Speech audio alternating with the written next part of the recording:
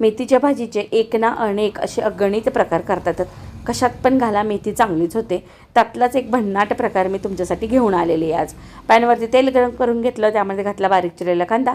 कांदा चांगला परतिला की त्यामध्ये हिरवी मिरची, लसूण जाड जाड खलबत्त्यामध्ये वाटलं होतं ते घालून घेतलं. ते चांगलं परतिलं की त्याच्यात आपल्याला घालायचे हिंग आणि चिमूटभर हळद, चिमूटभर साखर. हे जर आपण अगोदर घातलं ना हिंग तर करपतं, म्हणून आपण जरा नंतर घातलेलं आहे. ते सगळं चांगलं आपल्याला परतून घ्यायचं. त्याच्यात घालायचे आपण ओले वाटाणे म्हणजे मटार, आणि नंतर छान ते परतून त्यात आपण घालायची एक मेथीची भाजी स्वच्छ निवडून घेतली, धुवून घेतली, बारीक चिरून घेतली, ते घालून घेतली. चवीनुसार मीठ घातलं.